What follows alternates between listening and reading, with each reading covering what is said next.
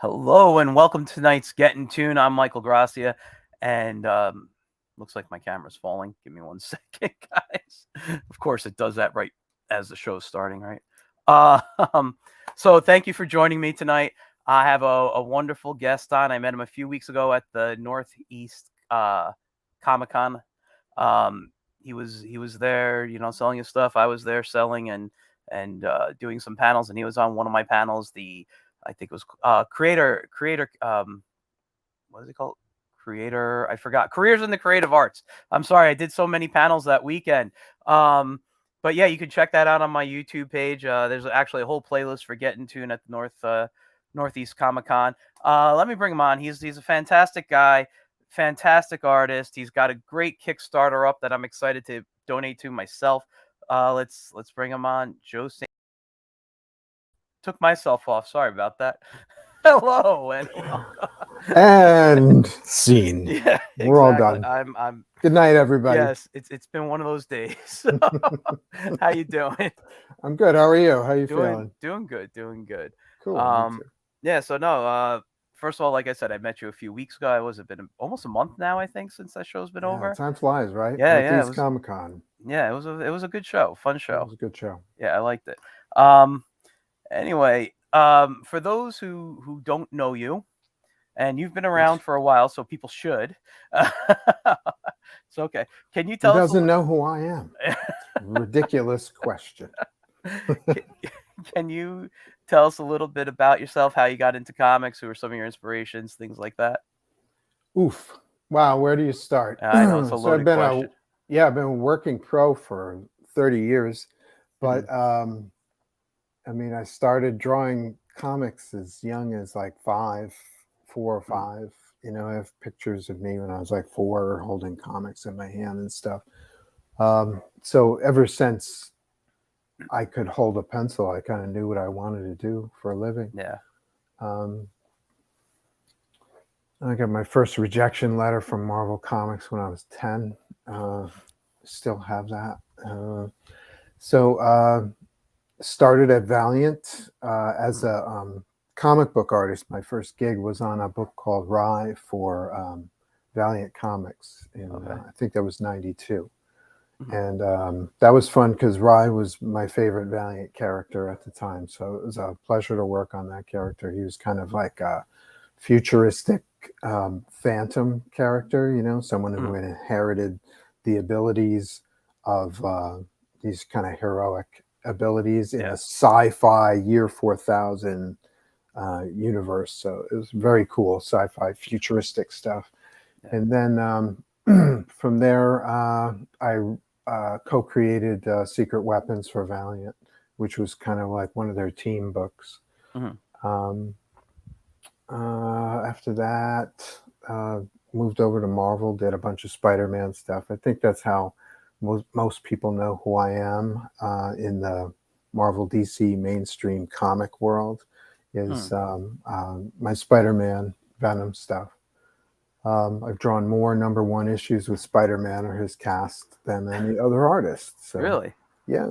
That's cool. So I got a lot of fill-ins and mini-series. So, so it just kind of went through my resume, and I was like, that's a #1 issue. That's a #1 issue. So I was like, wow, I don't think anybody's gotten to that number yet. So, that's cool. It's kind of fun. Yeah. Yep. And but I've also worked at DC, Boom. I've done Dynamite work, and I have my own publishing company, and I've even dabbled in the world of children's graphic novels with the Fabian Cousteau Expeditions series for young readers. We've got a series of 4 of them. Well, let me give you the screen so you can show it better. Yeah, give me the screen, man. There you go. Yeah. Journey into the Arctic. And I got to say, I saw those at the show, and they were gorgeous. Yeah, they're great. Really, and the price point, the packaging, everything. Not just, not just my contribution, but the overall package. I think they're $13 a piece. Kind of thing. The overall packaging, the printing. Simon & Schuster, so I guess they have to do it well, right? But the stuff looks really good, and it's a fun, all ages read.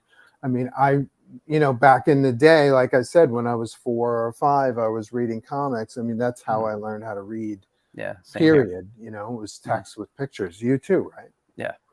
Yeah. Well, I grew up with a reading problem, so having reading actual books, comic books and comic strips. There was more strips for me at the beginning.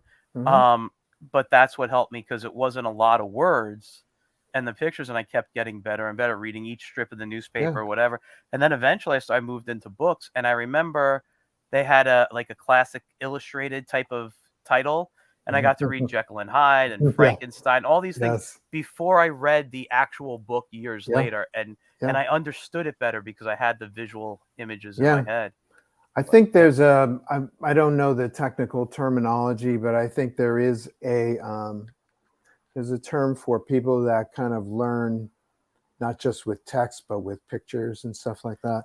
I'm definitely that guy. Yeah, it's whatever visual called. learning, I believe. Yeah. It's called. Yeah. So you would know better than me. Yeah. I'm definitely that guy. Yeah.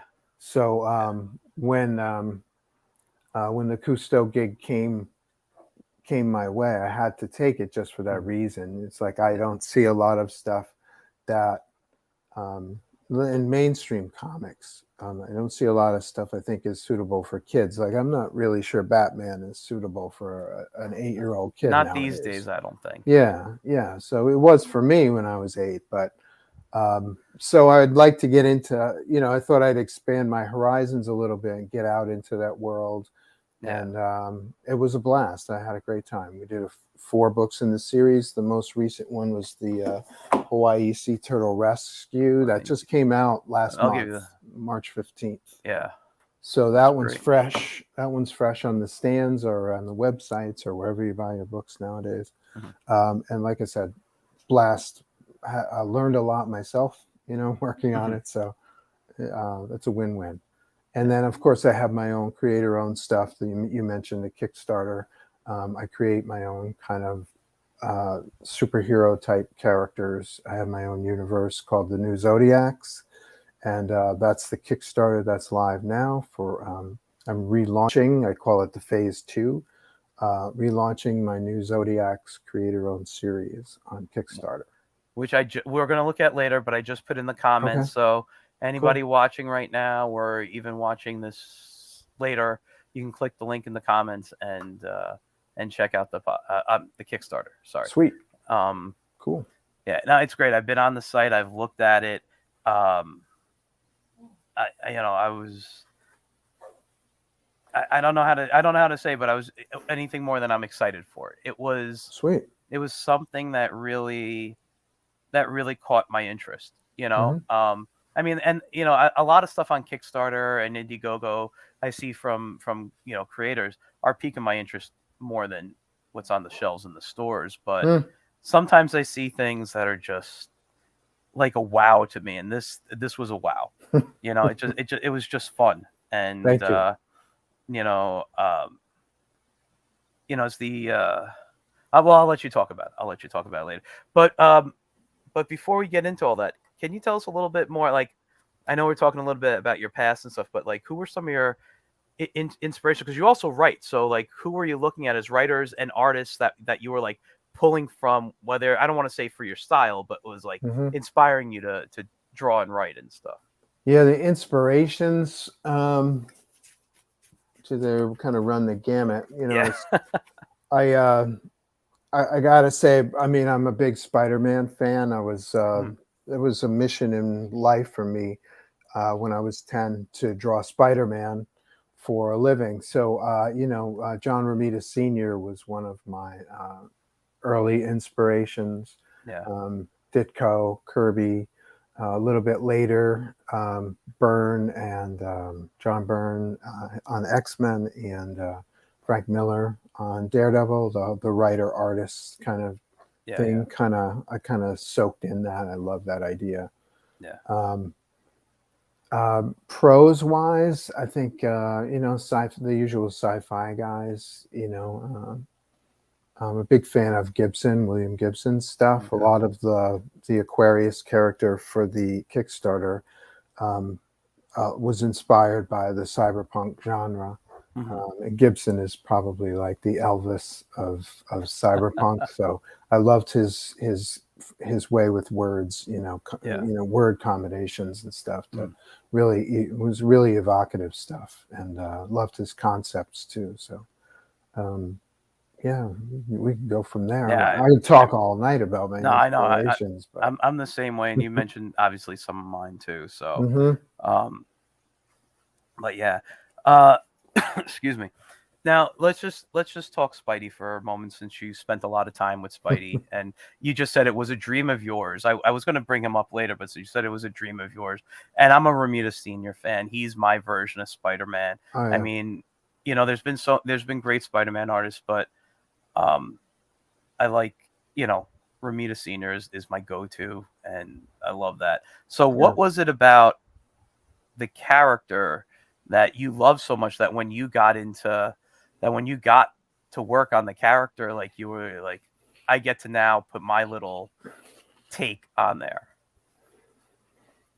Well, I guess I always connected with him Mm. as a child. He seemed like a young guy with problems, and I could connect to that.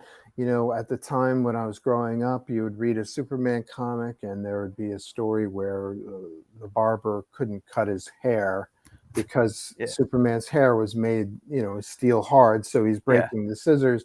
And then you go over here, and there's Spider-Man getting blown to bits by the Green Goblin's pumpkin bombs. I mean, for me, it was it's the design of the character, the action of the character, the skills of the character, and then, oh wait, he's kind of close to my age. He's a young guy. He goes to school, so I kind of connected to all of that, Mm-hmm. all at once. And as an adult, I get to appreciate, the craft, what Mm-hmm. makes a good comic book series, and it's a regular team, it's a regular writer, it's a regular art team, it's a strong supporting cast. And I was getting that at the time on a pretty regular basis. Yeah. You're getting the great stories and the great supporting cast, the great rogues gallery, and so all of that kind of combines into something for me that was inspiring. So I'm gonna show one of the pieces of art you sent me. okay. Um, just I mean, we don't have to talk about the drawing itself, but this is your work here. hmm Hopefully, it shows up, because now it's saying I can't share my screen. Which, of course, this is how it goes. Give me one Get in second. tune. Yep, get in tune. Let's see. Share screen. Let's do it this way. Um, which one's that? No. Interesting. Hold on.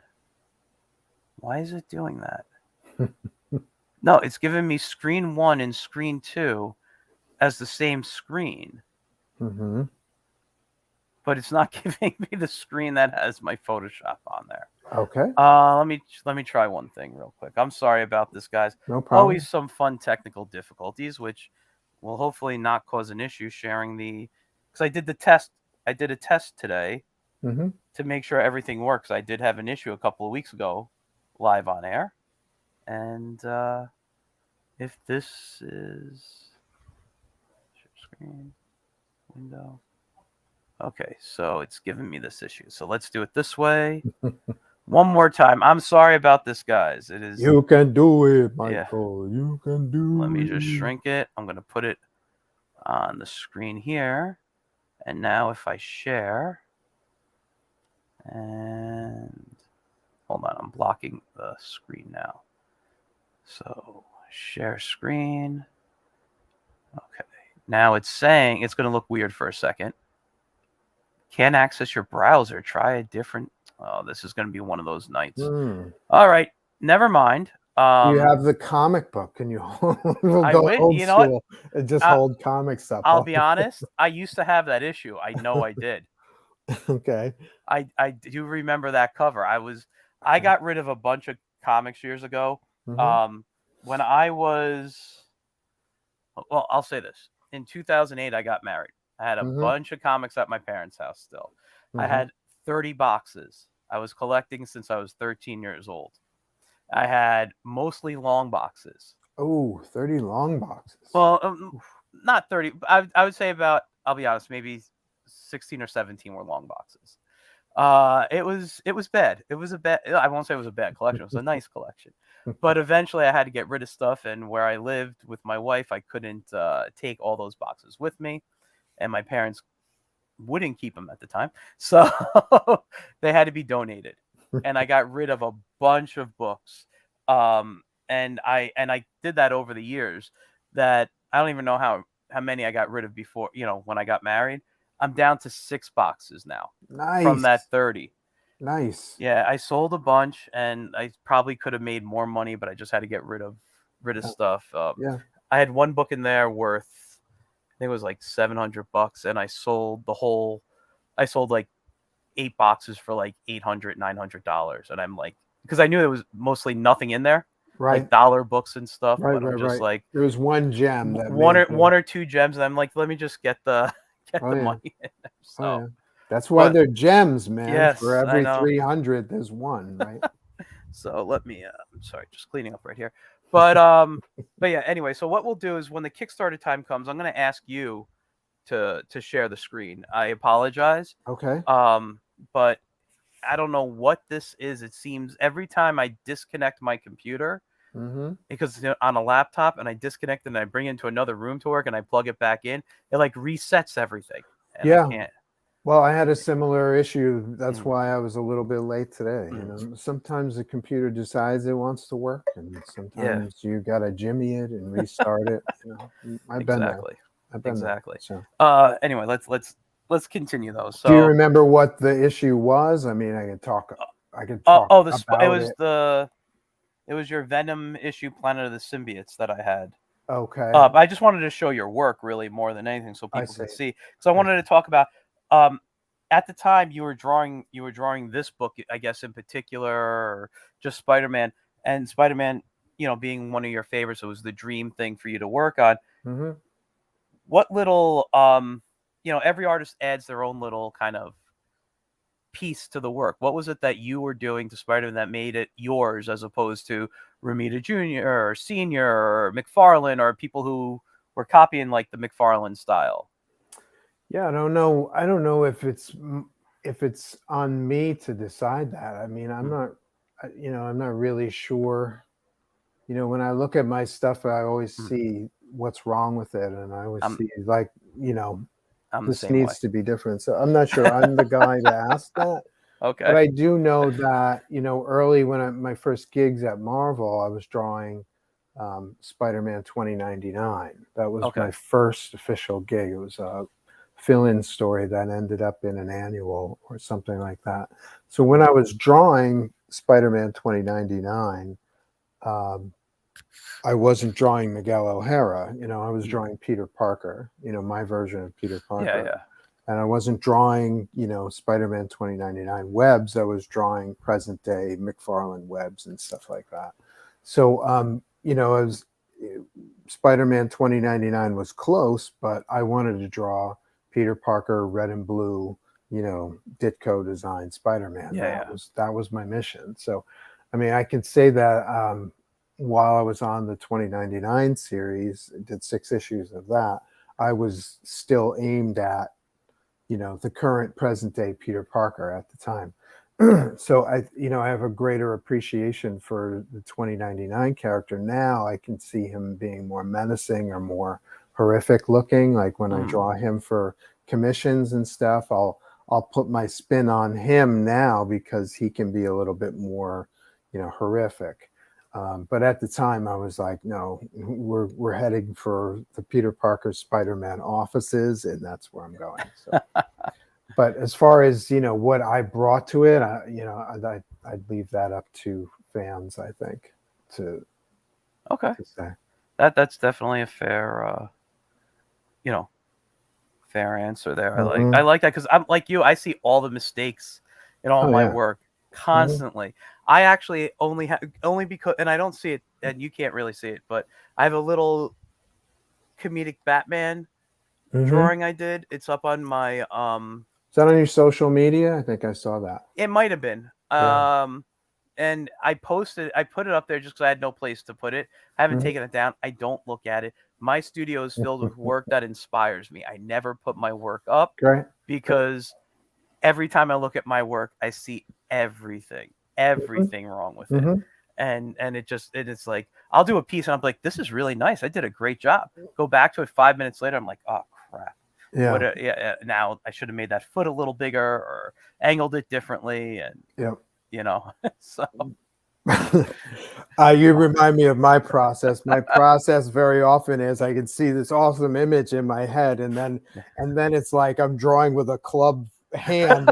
What happened to this picture? What is coming out of my yeah. hand right now? So you just got to keep pounding it out until it starts looking closer and closer to what you see. So Hello to hey, Charles in the Charles. audience. What's up, bud? So I'm reading your bio here, and you mentioned some of the stuff that you've done already. Mhm. Can we talk about some of your first work you said was at Valiant, Mhm. and I wish I could say I read more Valiant as a kid. I didn't read a lot of Valiant. I'll be honest with you. Yeah. I was always been a big DC guy. Cool. DC is the company that I always lean towards. And it's funny you were saying how like you can have a story of Superman where a barber's trying to cut his hair, and it's but I actually liked those type of stories. I always put it this way: Marvel's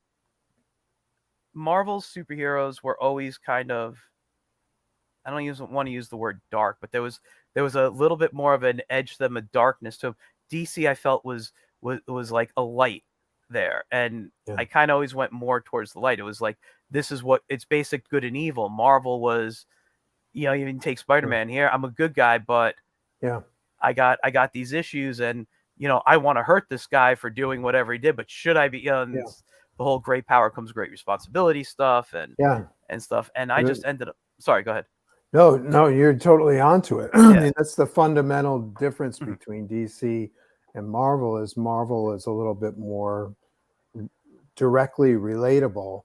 And Mhm. DC Comics, like when we were coming up, were a little bit more charming and more Mhm. entertaining, kind of aimed towards a younger audience. Yeah. So it didn't matter that, Superman couldn't cut his hair this issue, and then he did something different in the next issue, and then he was in Justice League, and then he was in World's Finest. It didn't matter that none of those stories connected over at DC, Yeah. at least while I was growing up. And they've Yeah. since, I mean, they had a few at DC though. I will say that because I remember it came out. I don't remember the year it came out, but I remember reading it for the first time. I was like 11 or 12 years old, and then reread it as a teenager and be like, okay, I can get it now. Mhm. But reading, the Judas Contract, Teen Titans, Right. that was a very dark story. Yeah. Well, For by the time the 80s kick in, now yeah, you've got all these Marvel creators coming over to DC, and yeah, Marv Wolfman, George Perez, that's, they were, yeah, they were mainstays at Marvel in the yeah, 70s, right? exactly. So, so definitely something happened at DC where they were like, okay, we need to make this more like, interactive, more edgy kind of thing. Yeah, That definitely happened in the later 70s and into and the 80s yeah, because of the exodus of the Marvel talent. Makes sense. yeah. But, I recently read Showcase Aquaman stuff, Mhm. from the 50s and 60s, Ramona Fradon Yeah, and Bob Haney. And those are charming as shit. yeah. It's Sorry. dude, it's Those are okay. charming as heck, right? It's okay. So there's one story where Aqualad has a head injury or something. He's recovering from a head injury, so he doesn't have time to study for his final exam. So he's sitting by the window in his final exam, and Aquaman's out there feeding him the answers to the test with fish. I love that stuff now. But maybe as a kid, I would have been, I don't Oh, know. I I'm metal. You know what I mean? I yeah, don't no, read this stuff, but now I love that stuff. yeah. And he's got a Topo the octopus was a Mhm. regular character in the Silver Age Aquaman stuff, and he Mhm. was a ham. He was like in the boxing. He was a boxer. He was Yeah. a drummer. This is an octopus. But No, I I was know. like, this is you know, me now, I appreciate the Yeah. craft. And I was like, this is great stuff. This is a lot of fun. And the art was outstanding. Oh And yeah, I actually collect. I can't get them now, but they're down on my bottom shelf down there. I collect the DC Showcase books, the black and white, yes, so do and I. just I love those. I Yeah. probably have about, I don't know, maybe 25 down there. Yeah, And yeah, me too. It's an easy way to collect them. You know, it yeah, might cost you hundreds of dollars to buy Sea yeah, Devils 1 through mhm, 25, but here they are in one book for $10. yeah. I'm all It, over that. it's fantastic. I love that Yeah, stuff. I totally. love it. The Um, Marvel Essentials too, right? The Essentials. I have some essentials, but I got Yeah, actually, is it behind me? I got some of the Marvel Masterworks, like the right. original ones that came out back in the, I guess it was the late '80s, early '90s. They were doing Yep, that. yep. I remember I went to high school with Joe Orlando's son, Paul, Oh, cool. and Joe, I guess, would get these books for like nothing, and Paul would sell them to me for like $5 a pop in school. Ah, score, So I'm like, score. you want a Marvel Masterworks for 5? Hell yeah! So Yeah, yeah, that's that's great. Five, definitely worth $5. yeah, The one thing that really bothered me, if you read, is Spider-Man is a good measure for printing quality because he's got the web pattern on his body, and yeah, in the 60s and early 70s, they were the printing process, they used metal plates so you mm, could get sharper edges. So if yeah, you compare, like, say, a Marvel Masterworks, like, say, I don't know, pick Amazing 45 and compare the original printed product hmm, with the Masterworks, it's like night and day. There's really, no question that the original uh, line work is better in the 60s comic book. No yeah, question about it. It's unmistakable. That's what actually turned me off to the Masterworks, really, was the printing was not quite there. But for $5, I'd be yeah. all over a I gotta go back and look at Masterworks. them because, like, when It's I was what, 14, 15 years old buying mhm, these from him, and I'm like, mhm. I'm getting to read, copies of the Yes, original, Spider-Man, Fantastic yeah, Four, Daredevil, all this stuff, and I'm like, yeah. these are great. It's still a bargain, but Yeah. for $5, I mean, that's they gold. were selling, I think they were selling for like 25, $30 back then. Yeah, yeah, Nice yeah. hardcover, full color books, and but yeah, I got a few of the Marvel Essentials. I got a few. I actually like reading the black and white over the color stuff sometimes. And I don't know if Me it's too. um one is I'm colorblind on some stuff, Hmm. so sometimes color bothers me. But I just like seeing the ink, just Yeah, the inked work by itself, yeah, and yep, it's gorgeous to look at that. yep. So It's good to study the craft. You see yeah, how the pages were designed without color. Everything's. I have a philosophy that everything should work at every stage: the pencil mhm, stage, the inking stage, the coloring stage. You shouldn't have to rely on one or the other to make a successful comic book page. yeah, So if a page is working in black and white, you got something when it goes to color. yeah, And did that a lot when I was younger. I would Xerox, say, I'd say for me, it was Daredevil for a while. I went through a Daredevil phase. I was looking at Gene Colan and Tom Palmer, mhm, and I discovered How to Draw Comics the Marvel Way. Do you remember that book? yep. I still There's have a my copy. Do you? Cool. Yeah. So do I. But there's a chapter in there that still rings in my head to this day. It was on inking, and it Mhm, talked about how you design, how you compose a frame. You guide the eye through placement of blacks. That mhm, was my first exposure to that kind of thing. And so there were tons of examples in that book with Tom Palmer, and I always loved his work. Joe Sinnott, him too. And yeah. so I would kind of take my comics and I'd like Xerox 4 or 5 of the images, and then I'd study the black placement in my sketchbook. I'd kind of break down, Mm, you squint your eye a little bit, you got a yeah. black and white picture. And now with the essentials, you can do that with everything. You Yeah. just check out, pick a random drawing. Dick Ayers was also great Oh, at yeah. black placement. Just kind of squint your eye a little bit and see the frames within frames with black shapes. It's a fascinating skill, You and know, it's it's a just like a scratch, like 1% of the whole yeah. comics package. You know. It's funny you said because right now I'm working on a project for a company, and it's just book illustration, just like spot illustration type of stuff.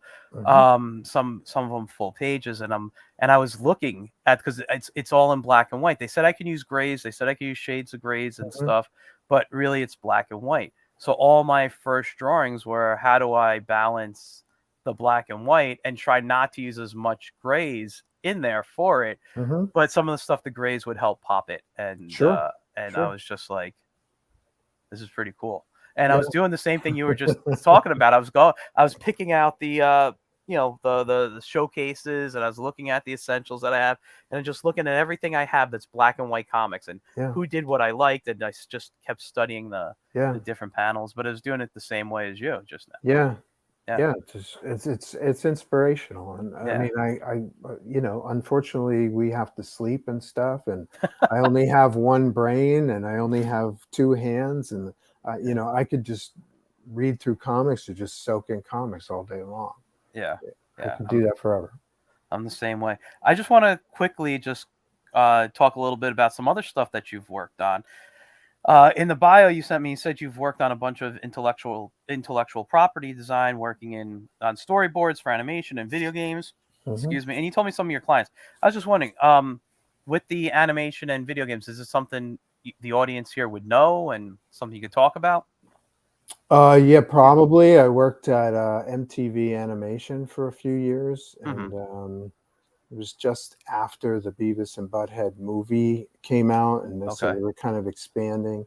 There was a show called Daria, I which I remember that. worked on storyboards for that. It's, Actually love that show. yeah, it was pretty well written, right? I Yeah, used to like that show a lot. I like the character designs too, yeah. and a bunch of other shows there that didn't go so far. One was called um, Downtown, which was a great show, and the creator of that show created his own animation company. It's called Titmouse. Okay. Have you ever heard of Titmouse? I've known people who worked for them. Yeah, Oh, no kidding. yeah, yeah, Cool. So his name is Chris Pronowski. That was probably my favorite show at MTV. It was very well put together. yeah. And a couple others. I think there's a show called Spy Groove, and there were a lot of shows. And I also worked for the commercial department. They had animated commercials, and I did Mm-hmm. work for that as well. Oh, that's Um, cool. yeah. Also, there's another show for Curious Pictures called Kids Next Door. Oh yeah, Codename Um, Kids Next Door. I remember Codename Kids Next Door, and I did a couple episodes of Batman Beyond. that. Okay. Um, a lot of commercial stuff too. Okay. 30-second Yeah, commercials, yeah, yeah. cars and stuff like that. Oh, Learn that's how cool. to draw cars. There was one gig. I forget the car, but I hated drawing cars. They're so difficult. And then when you're getting paid and you have to draw a car tomorrow, suddenly Yeah, draw a your car. brain kind of clicks into place, and next thing you know, I'm drawing 200 cars in a week, and I know how I can draw cars in my sleep now. Yeah, So it's kind of cool when that you kind of challenge yourself and you expand your skills. yeah.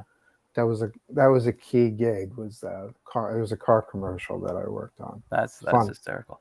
Yeah. I had the same issue with horses, and the project I'm working on. Horse is difficult. I had to draw a horse, and Mhm.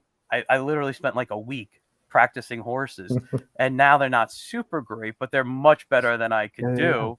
And it's passable now for the story I need to, like, in the yeah, style I'm drawing. It was just I was like, oh my god, I understand now. yeah. And I always said it was funny because one of my teachers was Tom Gill. I don't know if you're familiar with Tom Gill's work, but Mhm. back in the 50s, he drew like all the Western stuff. He drew the Lone Ranger comic Oh, book. cool. But the one thing I never learned to draw from him were horses. So and now I get this project and I have to draw horses, and I'm like, oh my god, I've always stayed away from horses. Like the best horse I could do is like a Quick Draw McGraw type of Hanna-Barbera guy. Yeah. And then I went That's to that's a I if you have to draw realistic horses, yeah. that's a ways away. You So still I got started yeah, another I just started coast to get to. exactly. I started looking at realistic horses, Yeah. then I looked at cartoon horses, and I said, "What style am I drawing in?" And I kind of started looking at horses, real horses, and the horses kind of in a similar style to what Mhm. I was doing, and it just kind of clicked at one point. And now I You could do draw it. horses? You'll have to show me how to Yeah. draw horses. I still have trouble with those. But the Yeah, and key is to kind of make them live. I mean, you can yeah, use all the photo reference or all the footage you can find online, right? yeah, But to give the animal character, that's the next level. You know, you yeah, can't just trace photos. I mean, that's one of yeah, the reason why I took this gig. The yeah, Cousteau gig is like every page has an animal on it that I've never drawn before. yeah. So it was like very challenging to kind of get the anatomy right and then show the animal in action, in Hmm. proper action, Yeah, and he looks like he belongs in the environment that you're drawing too, and yeah, not like a photo that's been traced, you know, that kind of thing. It's kind of fun. It's a blast. Yeah. yeah. No, it's great stuff to be able to do all that. I mean, and it's one of the things I love about art is I always get to learn. Every project I get, like you said with the animals just now, Hmm. every project I get is usually something I need to learn something like Hmm. time period clothing or machinery or whatever it is. It's like, Hmm. now I got to draw this, which is Yeah. why I love drawing fantasy because I can just draw trees and crap and and Just be really good at trees. yeah. I Yeah. used to actually spend a lot of time outdoors, Hmm. and I would sit and draw trees. I could just be sitting at a coffee house outside. I could go into the woods. I love drawing trees. They're some of my Hmm. favorite things to draw, just because Cool. they're all so different. And Yeah, and they can have a character of their own, you exactly, know. If exactly, it's and a horror story, it would be a different tree than if it's a playground story with children, right? yeah. I Yeah, was working on a story years ago, and I never finished. It was a story about trees, just cool. because I feel like every tree being around so long has a story to tell. Hmm. And just I never finished it, but it was like watching the world through the eyes of trees. You know, No, that's great. yeah. That's a Maybe great one day I'll get idea. back to it, It's a great idea. or someone Just do a watching will strip. steal. Just Yeah, do a 3-panel strip or something. I love those. I've always said I was more of a strip artist than a book artist. Oh yeah? I Oh I, cool. I grew up loving, I mean, I love, the story strips like Flash Gordon, The Phantom, all that stuff. But give me Calvin and Hobbes, Peanuts, Beetle Bailey, Hagar the Hmm. Horrible, like all those Hmm. guys, Hmm. BC, like That's I pro probably the most difficult type of comics that I could think of is a gag strip to oh, do something to do well. you see that for me, I always find them to be easier than the other stuff. Really? Yeah, Yeah. I To I kind of shave that down to yeah, like the barest essence. yeah. That's not easy to do. No, Not no, it's easy. not, but it's So if it it's my comes favorite. naturally for you, you're in good shape. Thanks. It does for most part, but I haven't practiced it in a while. I did a Hmm. strip back in 2019, and I know we're sidetracking. We got to get back on. I want to get onto your Kickstarter. But I'll tell you, I did a strip, and you can still read it on Instagram or even on Facebook. It was called The Wiz, and Hmm. it's at The Wiz Comic. So both Hmm. on Instagram and Facebook. And some of the stuff I did, like I remember it was a test. Can I do a comic all on the iPad? And can I put out a comic like a week? That was really my test. I had to stop it after a certain time because of illness. I got pneumonia and I was in the hospital, and it was just one of those things where it was like I need to take a break from something. It took a break, and I'm gonna bring back the Wiz. And I remember going through it and thinking, and like we were saying earlier, we don't like anything we do.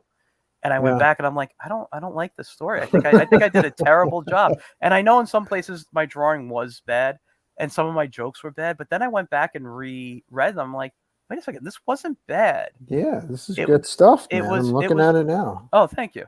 Thank you. This is cool. That's it, Yeah. right? That's Yeah, you, right? the Wiz comic, yeah. Great. So I was doing that, and I'm like, I'm just gonna bring this character back when I'm ready to. And I gotta say, when you write, you kind of talk to your characters, kind of talk to you. Yes. Well, I felt like after I got sick, me and the Wiz stopped talking for a while, and It happens. I recently doing this podcast, talking with people. and some being strip artists and just talking with other artists, you get inspired. And the Wiz and I started talking. I have about close to 100 strips written. I just got to Great. sit down and draw them now. Yep. Um, I got a comment here for you. It's from Comment. yes, from Christiana Luas. Joe, I recognize your work from the Valiant days. You've improved a lot over the years. It must be fun to see your own growth as an artist. Do you have any insights regarding still growing as an artist well past your 20s? And what is your view toward the constant search for getting better? Wow, that's heavy.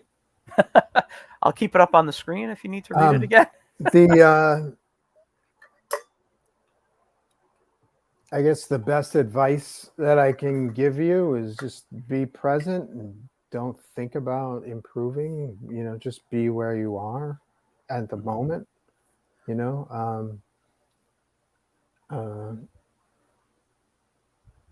Like I said, I see this kind of image in my head very often of what a drawing should be. But it's the process of drawing more accurately to what I see is just a matter of doing, and Monday and Tuesday might not be close, but Wednesday is 90% there, or Thursday is 50% there. And then eventually you'll just start to narrow down, your wild shots are less wild and your accurate shots are more accurate. You know what I mean? If we use the archer analogy, one drawing might be off the target entirely and one is a bullseye. Eventually your grouping of your attempts will get tighter and tighter. Does that make sense at all? It makes sense to me. It's hard to talk, concept. The simple answer is just don't stop doing it, and so I'm lucky in that I'm not really good at anything else. so I have a narrow list of things that I like to do. So for me, sitting at a table for 8 or 10 hours a day is a piece of cake. When you put that kind of time in at anything, hopefully you'll be good at it. That's kind of how I go. And don't think about, what you did yesterday or what you're going to do tomorrow. Just kind of be there now. If you're drawing a car, for example, make sure you're paying attention to what a car looks like, that kind of thing. Be present in the drawings. I hope that helps. It's a very,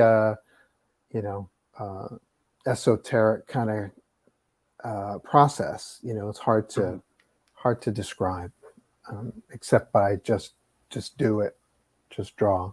Yeah. I have people come up to me at conventions. Can I show you my portfolio? Yeah, sure. I love to see people's work. I'm a fan. Yeah. There's 3 drawings in your portfolio and the rest of the book is empty.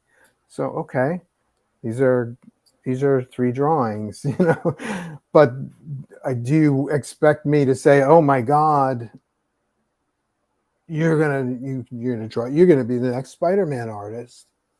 I hope people who come up to me with 3 drawings don't expect me to say things like that. You know what I mean? Yeah. It's like there's a lot of work you have to put into it. For every drawing that you see on a comic book page, there might be 5 that didn't come out so great. You know what I mean? Or 2, depending on what day it is. Maybe there's 20. Maybe you just couldn't get it right one time. But you just got to put the work in. And I don't really think it's hard to describe conceptually, but it's not hard to solve the problem. The problem is solved by doing the work. Yeah. And it's that part's not magic. If you're sitting and you're drawing and you're studying and you're trying to tell a story, the more you do, the better you get. That's kind of how I look at it. That's good advice. So you draw a million eyes, you better be good at drawing eyes after that, right? You draw 10,000 horses, you better be good at drawing horses after that, right? So you just got to put the work in. Yeah. I hope that helps. I think so. I think that's a good answer. It is a difficult question. I'm just looking at it as something as well past your 20s and what you're, regarding still growing as an artist, well, passionate, because I think, you know, when you're early college age, or just you just have all this creativity, all this time, you can really just focus. And then as you get older, life happens, and maybe less time in the studio, or I mean, at least for someone like me who has a day job and does Right. freelance and stuff, Right. with someone like you who's this is your full-time gig, Right. you know, it's a different type of growing process. Sure. Sure. Um, But the solution isn't yeah, any different. It's yeah, like I exactly. I understand that. Oh, cool. Yeah, Christian got yeah, something out of my yeah, rambling. Very cool. yeah, The solution isn't any different. It's I yeah. understand that people have to work. You know, there were times in my career I had to take other gigs on the side, you Hmm. know, to pay the rent or whatever. Yeah. I totally get that, but the solution is the same. It's you need whatever people need different amounts of time, but you need to find the time to put the work in. Yeah. And for some people, that's less time than others people, you know, somebody Mhm. like um, Frank Miller, who started when he was 19, you know, he Mhm. needed to put in less of that time than somebody else did. With somebody like me, it took me a few years longer than that to crack the industry. Mhm. So, you know, you put that, whatever that time is, whatever that workload is, once you put that in, you know, Yeah. And I you're always done. feel you're growing as an artist. Like, I feel my Hmm. work today is better than what I did 6 months ago, and Hmm. you know, so you're always just kind of growing and changing, and Hmm. you always a new influence comes in somewhere, and Yeah. And we're just talking about art mhm. um, right now, or I think I am, but comic books are story and art. So if you're a writer and an artist, you know, that's another thing altogether. It's like it's not just drawing a cool picture, it's telling the story. And Yeah. you have to, and in my case, I have to write what I feel is a compelling story and Hmm. then draw the pictures that serve the story. And Yeah. that's another thing altogether, right? Which we're actually going to start talking about soon, because we're going to get into your Kickstarter, Okay. which is your own creation. So Hmm. I'm going to need you to open up the page and share the screen. I'll help you walk you through it. Okay. So if you can create a new tab or a new window on your screen and open up your Kickstarter, Okay. and I believe it's at the bottom of your screen. It should say something like share, or like the little icon of a window, I think is at the bottom on your Yes. side, and hit share.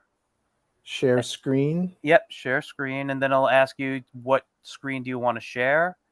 It'll give you an option to click. Um, if you because you have this window open, you'll probably have another window open, right? Yeah.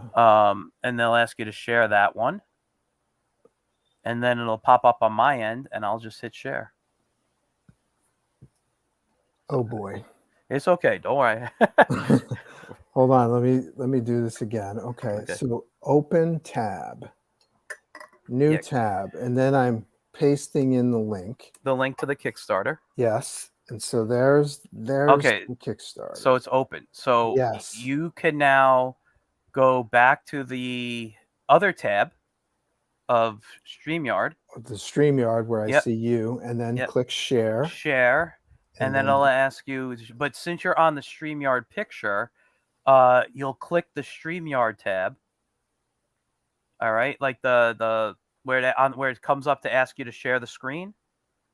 It should be like, are you on a computer with multiple screens, or just your laptop or I'm on something? a laptop. So you should only have one screen that it'll ask you to share. You're Okay, going to share that over. screen sharing is easiest with two monitors. Don't worry about Screen that. sharing works best on a good computer. Everything works best on a good computer. Some screens let you share audio. Share Yeah. screen. Okay. Yeah. So let's see.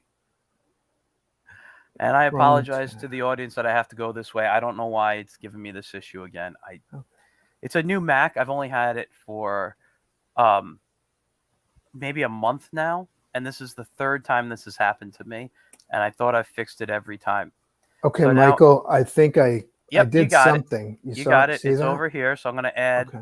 the screen Cool. now. Now, the thing is, you're going to control everything on your end on this panel. Okay. Okay? I Yes. can't do anything for it. So Okay. all I'm going to do is I'm going to remove us from the screen. Okay. Everyone will still be able to hear us. And I'm going to just give it the solo layout so we can see it larger and just focus on it. Okay. And we can just start talking about it. And as we talk about it, you can scroll up and down and do things. If you want to try to play the video, we can try to play the video. I would like to go to the story. Okay, then just scroll down. I can't seem to scroll down though. Are you on a Mac or a PC? I'm on a Mac. Mac laptop. Okay. Scroll over to the side where the gray bar is at the top. There's a little gray. Yeah, I see that. Yeah. It's not letting me do anything. Can you click on it and pull it down? No, I cannot. Good times. Yeah, dude. After the days I've had the last couple of days, this just makes sense to me. So sharing, I might be able to grab some images off my computer. You could do that if you'd like. Would that be with slides? Maybe. Hold on.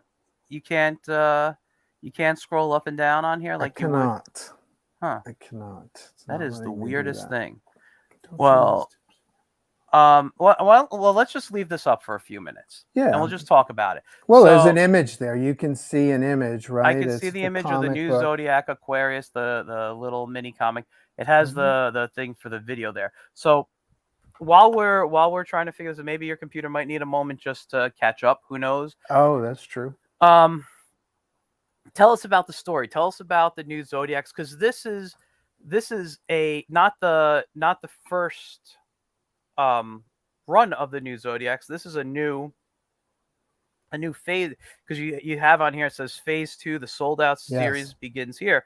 So this is like the second I don't want to say printing, second story arc, I guess, to this. Yes or no? We'll start from the beginning. I did a mini series, 4-issue mini, called The New Zodiacs, and it was the overall, if we could back up a little bit, the overall concept is like, this is my Marvel universe. So this is back when I was young, there were roughly 12 or 13 major comic book series that Marvel was publishing, and they were they all kind of interacted with each other. Spider-Man showed up in the Silver Surfer comics, and the Hulk and Namor were going at it every 6 months. That kind of stuff. I love that kind of interaction. And so over the years, I've kind of created my own characters, right? So I tried to choose the ones, A, that were most developed, and B, the ones that would that I'd be most excited about, and C, that were most different in the marketplace, and D, that would work the best together. So the one that came to my to my brain most developed was a character called the Liberator, and he represents the Aquarius signs.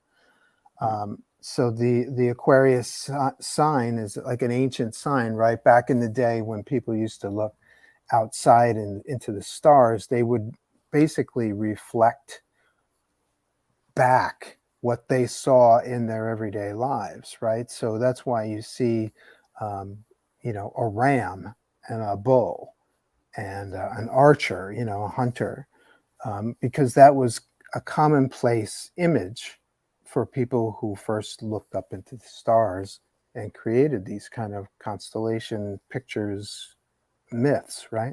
Yeah. So nowadays, I don't see a ram when I go outside my apartment building. I see a lot of dogs. But I don't see a ram. I don't see a bull. So I'm kind of, on a higher concept, I'm reinventing the signs at the same time for a more modern era. So Okay. for me, the Aquarius is no longer a water bearer. The modern Aquarius is an information bearer. Okay.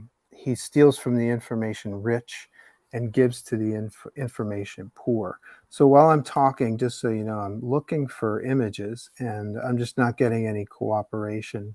Um, I can't share anything. There's nothing that I can highlight and grab. So I'm going to abandon this Okay. attempt to share pictures with you. I'm not sure. Maybe if you have me on again, we'll master all this Yeah. stuff Well, beforehand. I will. Yeah. No. I mean, I'm sorry about this. Oh, it's okay. I really thought I fixed it. I did a test before you came on, and it worked. I Yeah, I believe you. I Believe have a me. I Yeah. have a test room in StreamYard that I use to do things like this, Yeah, and, that's cool. and it just I don't know. It's cool. I can just chat all Yeah, day about this stuff because I yeah, love it. You yeah, know, yeah. so the Liberator, the new Aquarius, is the information bearer. He steals from the info rich and gives to the info poor in an age where what you know could literally kill you, right? Or Hmm. what you don't know. And Yeah. so he's a hacker. He's a kind of an activist character, and he steals. He breaks into one of the largest corporations' databases and steals something that makes him the most wanted man in the world. And Okay. so the whole idea of this character is, you know, I'd like to do something that I haven't seen anywhere before, you know. So Hmm. he's a little bit Spider-Man in that he's a young kid. He's a teenage nobody in a modern era. But you know, nowadays young kids are like brilliant with computers. You Yeah. know what I mean? Totally. So it comes to them just as naturally as like a pencil did to you or me when we were younger. Yeah. So this guy is, you know, he's a savant. He's got the gift, whatever the celestial Aquarius energies are, he can channel them in that direction. So he's a data thief, and he steals something, like I said, that makes him hunted. So eventually he will meet, or he will interact with 11 other members who represent the signs of the zodiac, right? Hmm. So the new zodiacs was originally a 4-issue miniseries. The first Hmm. issue sold out. Okay. And then I bound those 4 issues into a trade. And Hmm. I did 2 printings of those trades. And those are sold out. So I was like, okay, what do I do? What can I do? Do I go to a third printing, or I'd prefer to start kind of slowly bringing out new material with these characters. So I came to the idea that, hey, what if we did a maxi series, what I call a maxi series, which is we'll 12 issues, and Hmm. each one will spotlight specific character based on that particular sign of the zodiac. So Aquarius is more fully realized. So I'm launching with him because like I said, he's most fully realized, Yeah. and B, it's probably the best work I've ever done. And so I've sold out of the trades, I've sold out of the single issues, and I want to keep this character alive. So we're reprinting essentially what was in issues 1 and 2 of the miniseries for this, with some added materials. And Okay. then as I release the subsequent signs, those are all going to have new art, new story in them. And at the same time, I'm going to try to, like I said, interact them the way the Hulk would show up in Submariner comics and stuff like that. The way the Human Torch was always hanging out with Spider-Man, you know, that kind of thing. So eventually, all of that will be unraveled as the series continues to come out. Mhm. Does that make sense? No, Cool. no, totally. It's. I mean, listen. First of all, it sounds like a great idea, and Christian says that's a great idea. The Zodiac 12-issue series, great looking art too. Um, Thank you, Christian. yeah, definitely check out the Kickstarter page even while we're talking, just so you can see the art and stuff. Unfortunately, he's having issues scrolling. I'm having issues sharing. I'm very upset by this, but I'm scrolling through it on my computer, Yeah. and I'm loving everything I'm seeing here. Yeah. It really is a beautiful. I like the idea of the update of the zodiac characters and what Yes, their me symbols too. mean. Hmm. You know, I was never one of those guys who like believed in the zodiac type of stuff, but I Hmm. always loved researching about it because I always looked at it as years ago, like you were saying, people looked at the stars, reflected what was back, but people use that in ways to handle medicine Hmm. and food and Hmm. all this stuff. So if at one Hmm. point these symbols were so important to us Hmm. that, and who knows if there's any reality to what they did, but that's what people believed. Yeah. And and one of the things that hooked me on this is I'm also an Aquarius. I think that's just fun. Oh, look at you. And uh and I, I i like your concept behind it. I Yeah. like the concept, the change, going from the water bearer to this information bearer, and in a modern world it just makes sense. Total sense, right? um yeah, so it just sounds fun. And let me ask you, are you going to release this in when you release each zodiac, is this going to be in the order now? So like after Aquarius is Pisces and then whatever else comes after? I don't know the orders anymore. Well, Pisces is next. Pisces will Mm, be out in the fall.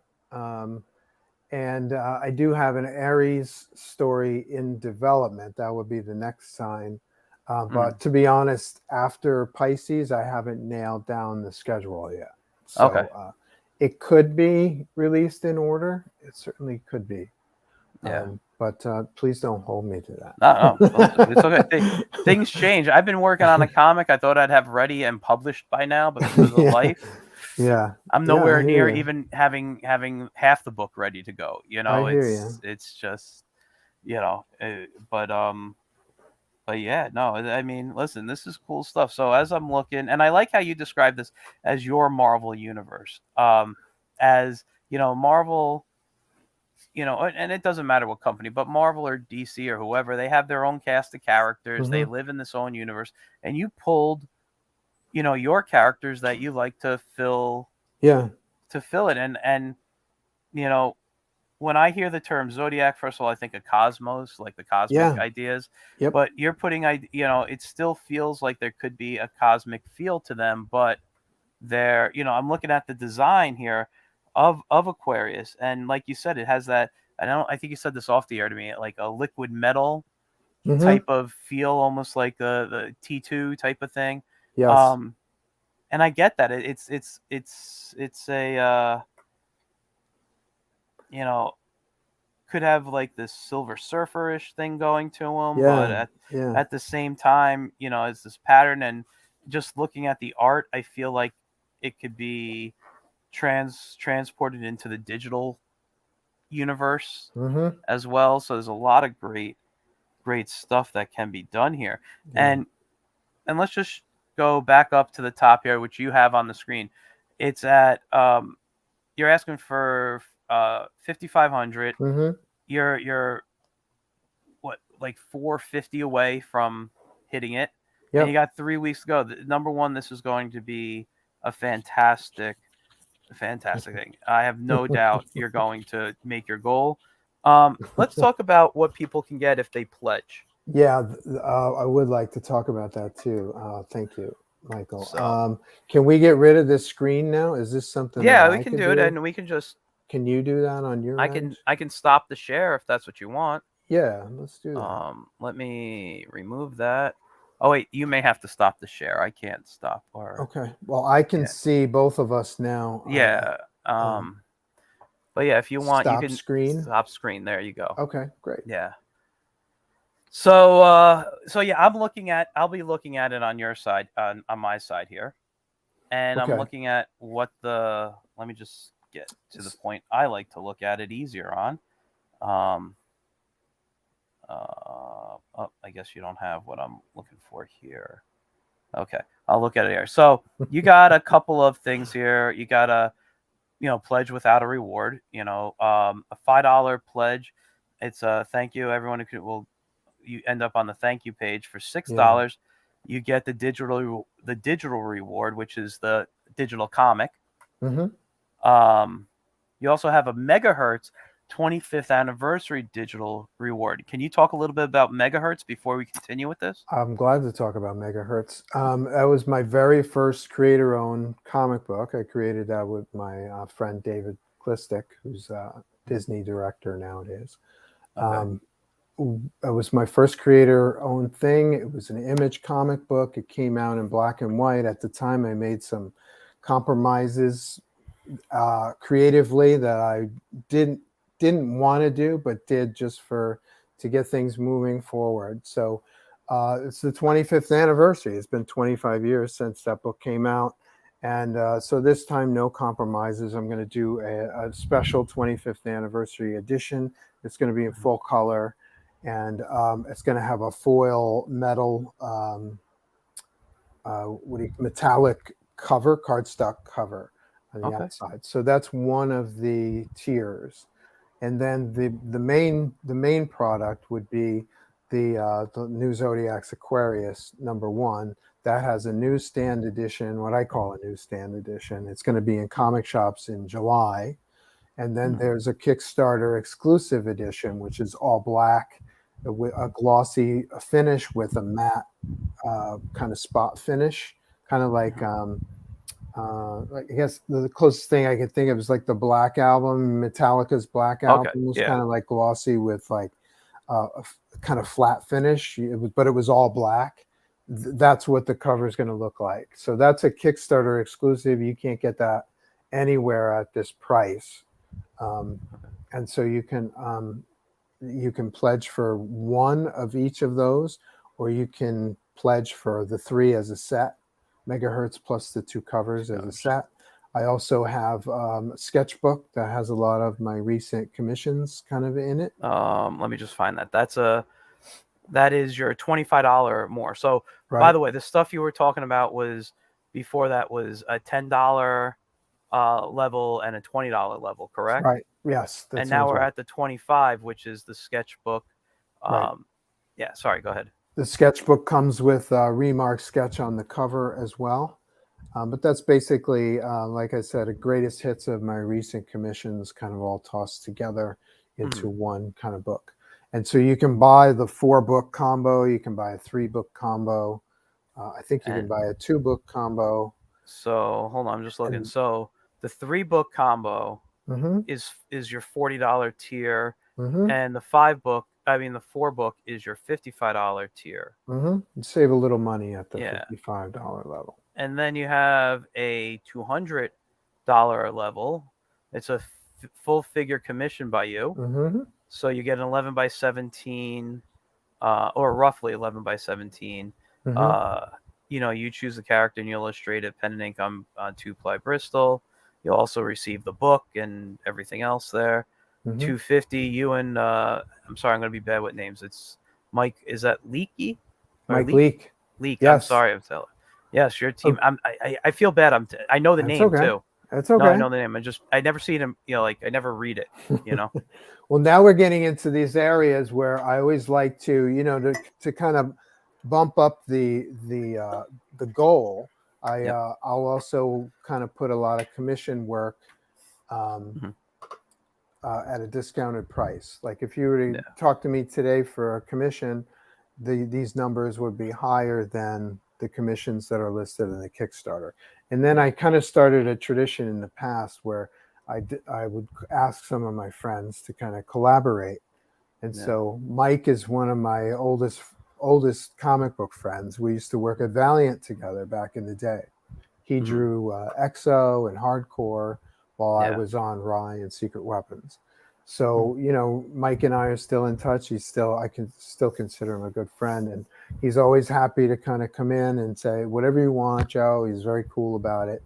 So cool. I call these kind of collaborations, I call them Joe team ups. Yeah. So I got a bunch of my friends together, depending on who it is. Like with Mike Leak, he's penciling and I'm inking. Yeah. So but I also have other friends like say Mark McKenna or Keith Champagne. They're inkers, so I'm going to pencil the piece and they're going to ink it. And so these are Which unique commissions that you could get only through the Kickstarter, or if you chase us down out in the wild. The Mark McKenna one, Mm-hmm. you got that. That's gone already. Yes, Somebody a lot already of took. them are gone. I think Yeah, the they're. Mark McKenna's gone. Your early bird special's gone. Your headshot commissions are gone. Mm-hmm. And you got. And by the way, I had Mark on here. Awesome dude. I've seen. McKenna? Yeah, I've Cool. seen him a couple of times at shows. We've talked. He's always been such a nice guy. Mm-hmm.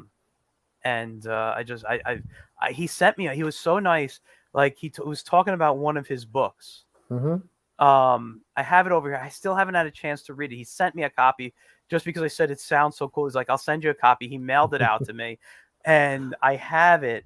And I just, it's just one of those things where I'm in the process of reading other books right now. I haven't gotten to it yet, but I'm just dying. Every time I pass my shelf, I see it, and I'm like, and I just flip through it quickly for the art, and I'm like, this is gorgeous, and I can't wait. I can't wait to read it. So, but that's out. But you have a a full color commission by you for 400, and there's a 275 you and Mick Ray. Yes, Mick Gray has worked on Batman and Robin with Patrick Gleason at DC. Yep. One of my favorite modern inkers. He's really great. He's got a great line. He worked on Promethea with the ABC comics. Worked on Promethea. He's quite great, and he's on the list. I'll be penciling, and he'll be inking that.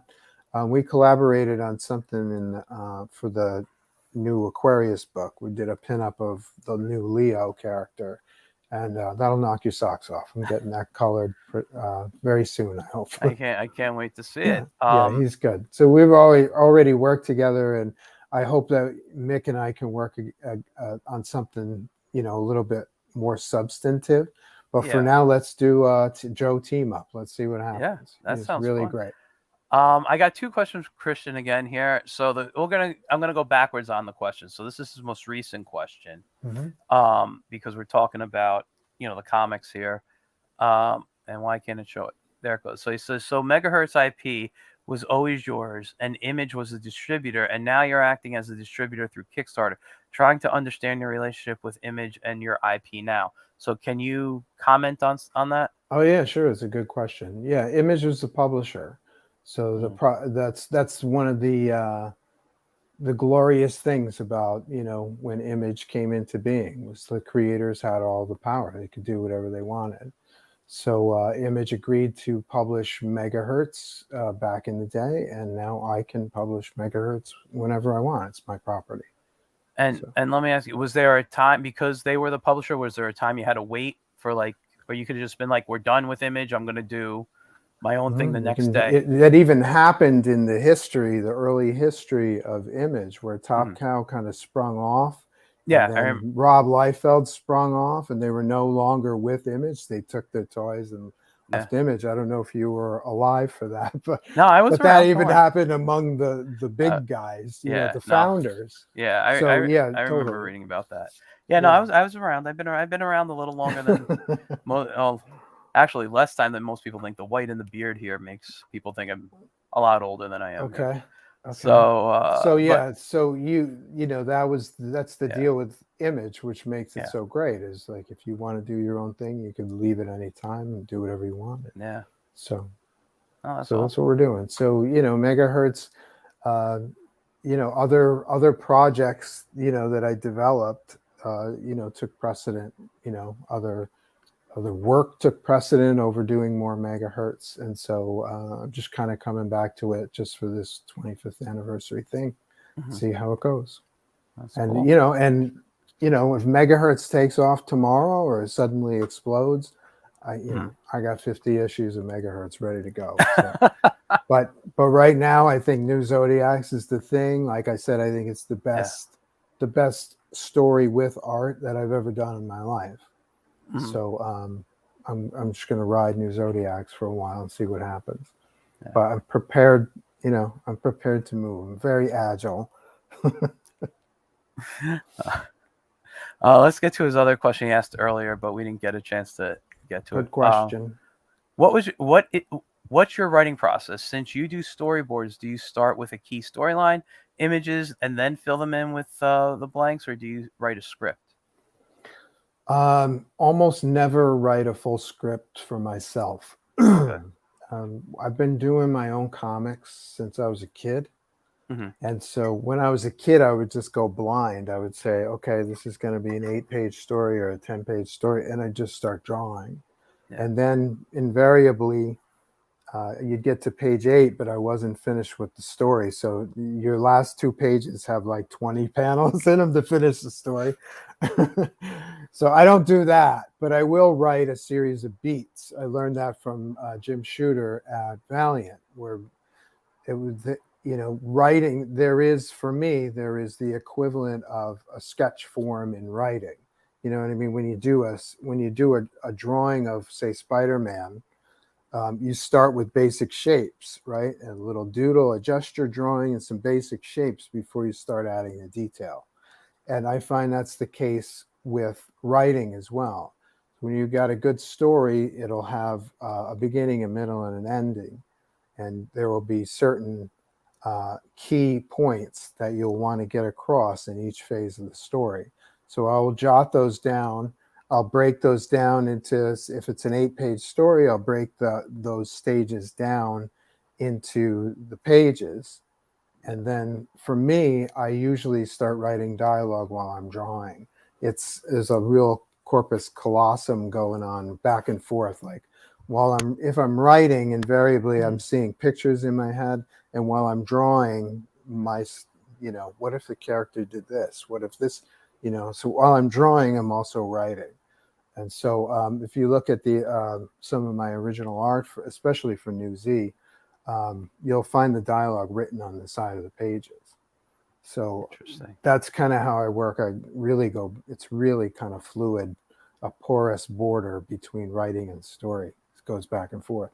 And of course, I'm doing my own thing. So I'm like, if this, like you mentioned it yourself, Michael, where the characters start telling you things, start talking Yeah. to you, that's an experience I have on the reg. It happens all the time. So I'm my own editor as well. So I'm happy to go, okay, this page is out. I'm not doing it. He's not going in this direction. The story's going over here. You just toss the story, throw out a panel, add new panels, whatever you need to do to serve the story. That's kind of how I work. It's very, like I said, back and forth. That's interesting. I Yeah. do that. I do a similar thing too. Um, and it's with dialogue. I mean, if I'm doing Mm-hmm. it myself, sometimes I'll have specific lines that are in my head that I know I need to Right. use. Yep. But for the most part, I'm just writing, okay, here's the overall story. Here are the things that need to happen. And Mm-hmm. then how do I break them down into a page? And this happens on this page. Mm-hmm. And when I'm doing the dialogue, even after I've written it out, like I may have even written on a piece of paper that I'm just going to say panel 1 says this. As I'm typing it, I'll be like, nah, that's not what they're Yeah. saying now. And Yep. it totally changes everything. Yep.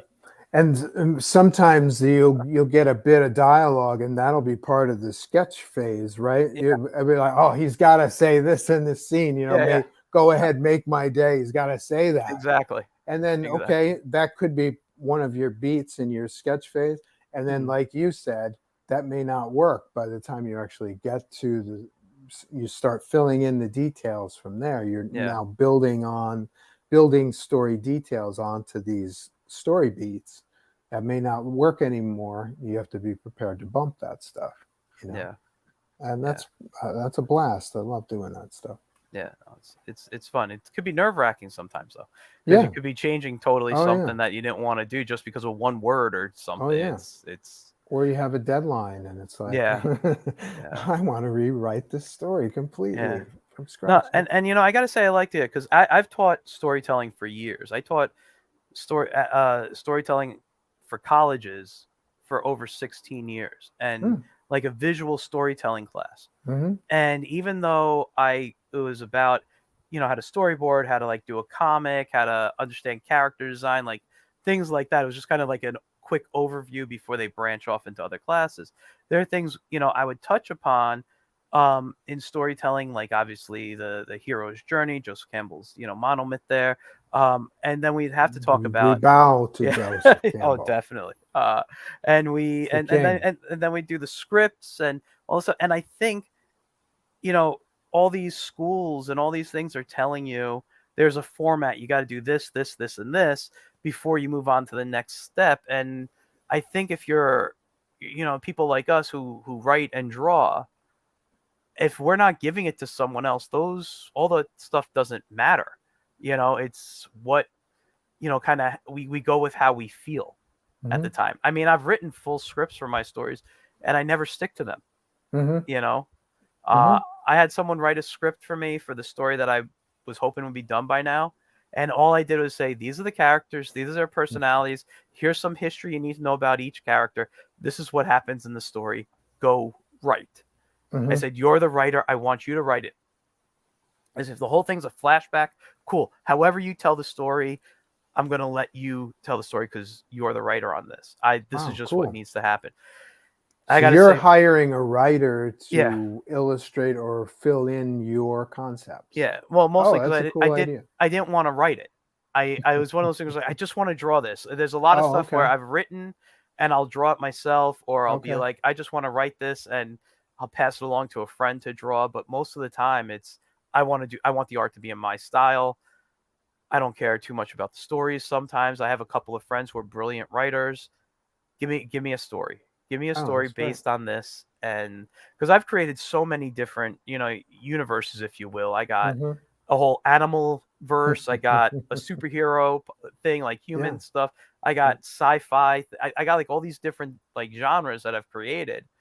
And it's like I'd have to live like 7 lifetimes just to get all these stories I know completed. exactly how you Yeah, feel. so it's I like know exactly how you pass feel. it along so I can focus on Yeah. what I like to Yeah. do, you know? Yeah. With And an on the unlimited budget, yeah, the new Zodiacs would be 13 books a month, month. Yeah, you know. yeah. So I don't have an unlimited budget. No, But I I'd be know. hiring people. I'd be doing exactly what you're doing. Yeah. I Yeah. mean, listen, I don't have a big budget. I just, you know, I try to get friends who has a rule, do it for free, number one. Mm, But if I, you know, but once I know myself, I don't like to do work for free. I never do. hmm. I'll help friends out here and there, but I need to pay bills. I mean, you're the Sure. same way. Sure. So once I get paid on a project, I throw them money even if it's small amount. I'll throw them what I can That's because I cool. think it's wrong to just ask people to do stuff for free, Yeah. It's you not know? cool. It's So, not cool. How many yeah. times, geez, I've been told from very large celebrities, basically, do it for the back end. It's like, Mm, well, I can't pay my rent with the back end. I don't exactly. know what the back end is. You know what I Exactly. mean? It's like Yeah. you I gotta mean, let's respect the creative process. Imagine a lawyer. Well, there are lawyers who say, I'll do things pro bono, but well, you not know, many people will say, oh, let no. me do this extensive workload for you for free or Yeah. for something in the Yeah, no, future. no. I mean, I have taken jobs like that just because I wanted to work Hmm. on the story and I was a lot Hmm. younger and it's like I just need a portfolio piece and whatever and that's but you know and hopefully lead me to another job but I Yeah. don't do that now. Yeah. Yeah. I guess the only person I treat like that is me. Yeah, exactly. Because I'm not paying myself until the Yeah, book until sells, right? yeah. That's what it is. There's very few things I would do for free these days. Yeah. Um Yeah. so Good point. um anyway, let's get back on track a little bit because we will have to wrap up soon and I do want to wrap up talking about your Kickstarter. So I want to number one remind people that it's in the comments whether you're watching on Facebook, YouTube or Twitch, it's in the comments. It will be there again. You can if you look for any of the ads that I posted on this, you will see the link Hmm. to the Kickstarter. Um and just before we wrap up, can you just one more time give a nice pitch for the new Zodiacs? Yeah, sure. Do you have a record of how many people are here today, Um, or who I are listening or it's watching? hard to say because it fluctuates. So Okay. some people will pop on for a minute, they'll come back, and it's on for 20 minutes. I'll have a better after the show ends, have a better idea of how many people were Okay. watching today. So what if I said if you contribute to the Kickstarter while we're on the air here, I'll do a sketch. I'll include an original, like a sketch card size sketch. Can we do that? I'm That'd be glad to like do an that. extra bonus just You want to for do it while we're the on the air, or does that go yeah with yeah replay? like get in. Oh, I would say while we're on the We're air, on the air, so you know what? whoever's listening right now, like Christian was asking good questions. If Christian is the only one here and he wants to contribute to the Kickstarter today, I'll Well, do like a little remark sketch for him and I'll include it in his package. awesome. Can Then we do let's. that? Here's what we'll do. We'll stay Okay. on for about 5 more minutes. Okay. We'll do. I will. You can do it. I can do it. I'll refresh the page, or you'll be able to see if you get an extra sale. Okay. And you please, and they got to put a note in there that they're doing this from watching Get in Tune live right now. It's got to So be Get in Tune. yeah, they got it. You got to mark it that you donated because you watched, and he says he's up for it. So, So get in. Let me see go in 57 backers, dude. Yeah. And I mean, I think it might take how fast is it to update? Yeah, I'm not sure. I'm not sure, but we'll No, stay I'm on. not Well, sure. listen, it was we were at 1 hour and 25 minutes, so we'll stop Mhm. this deal at 1 hour and 30 minutes. Okay. Okay. So we're at 1 hour and 26 minutes right now. I just came up with that Yeah. idea. No, listen, I think I it's a should have cool asked you idea, before right? that. I Yeah. sometimes ask the people if you want to do something special with a tie-in. Hmm. But it's only live right now. So if you're watching this in replay, I'm sorry. This is only through the live thing. But feel free to contribute to the Oh, Kickstarter, even on definitely. replay. Knock Yeah. yourself out. On replay. Yes, definitely donate. I know I will be. I do unfortunately have to wait for a paycheck to come. But I still got 3 weeks and I do expect a couple of paychecks in that time. Sweet. So Me too. Gee, that yeah. would be great. I'd love to get one of those. And So all the books are signed as well. Everything in the Kickstarter can be signed. So that's I'm awesome. not sure if I mentioned that, or sometimes that's a selling point. I personally don't like my comic books signed. I like them in mint, pristine condition, but a lot of people like their books autographed. All of the Kickstarter tiers can be autographed. And the sketch card or the sketchbook level comes with a remark sketch on the cover, like a black and white doodle. Well, he says he goes, I'm getting the $40 pledge now with the megahertz too. Oh, sweet. So that is awesome. Thank you for doing that. Which basically puts you at $400 from your nice. Just a little bit, right? Mm-hmm. It would. Yeah. That'd be great. Yeah, I'm trying a bunch of stuff. Yesterday I gave something away when we hit 50 backers. I gave a color sketch card away with Spider-Man and Venom. And I'm doing something with Keith Champagne. I'm going to debut that tomorrow. We're kind of crossing over our Kickstarters. He just launched today. So I'm going to try to mix it up a little bit. And there it went, 57 backers. You're now at $5,103. So thank you, bud. That's awesome. $397 to go. Good questions and a doodle sketch for you coming your way. Oh yeah, no, he's a great guy. I know him. I've actually done work for him. He's fantastic, cool. fantastic guy. Great artist. He has a book, which I can't get to right now, but he has a book on freelancing. And he has a book, and you could tell me if it's out, Christian. I don't remember if it's out yet, but I got to look at a preview copy of his How to Draw cartooning book. Oh, cool. Which was pretty good. I thought it was good. I really don't think I had any comments on it about it being poor. He goes, I appreciate that. Yep. It was that tight. That's the one he said. He goes, I appreciate that. Great to meet you, Joe. Now, listen, here. Joe does a lot of cons, and he was is Christian local. I was gonna. He's in. No, I don't want to say where he lives, but he's in the New York City area. I will say that. That's all I'll admit to. I won't talk about boroughs or anything like that. Okay. But you do New York City cons and stuff, and I do, and shows. Just you totally meet in person. I know we didn't get to talk much at the other show, but we talked a little bit. and Mhm. I really, oh, he wants to tell people where he is. Okay. He says, I'll put it up. I don't care. You wrote it. I'm in Washington Heights. Haha. Oh, Uh, Washington yeah. Heights. Yeah, sure. So Sure. I lived in the New York City, New Jersey area for 20 years, so I know it well. yeah, yeah. Very cool. But yeah, we didn't. But I had a great time with the few minutes that we did chat. And you're an awesome dude. So anybody who sees you at a con, who, especially if you guys are those people who want to show the work, don't ever be shy, don't be embarrassed. Come up to me too.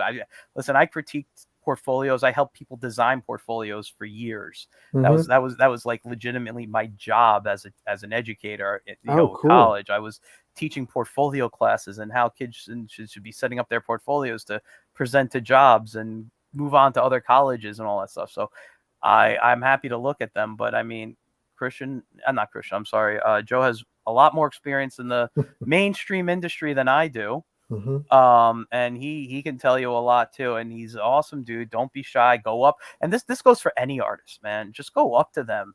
I mean, there are some that might be a jerk, but for the most part, everybody in this industry I've met are really cool people.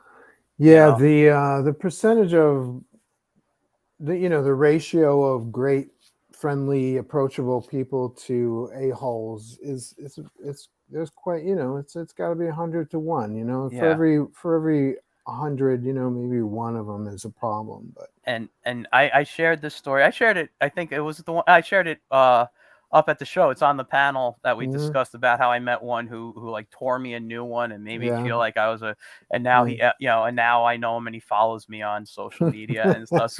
And I just crack up and It's the best revenge. I'll never name him or anything, but it's just funny. And like about 2 or 3 weeks ago, he liked one of my pictures. I just cracked up laughing. Snap, snap. So You gotta tell me who it is after the show. I don't know. We'll see. Okay. But Okay. I'll let you go. I'm gonna Okay. yeah, but actually hang back in the green room. Okay. I want to thank you for coming on. Oh, it was a I really pleasure. Thank you. I had a great time talking with you. Definitely welcome back anytime. Okay. When you got something to promote, or even if you just want to come on and say, hey, Michael, you have a day we can come on and just BS about comics, let me know. I'm happy to have you Okay. on. I can do that too. Yeah, I'm totally cool with that. Cool.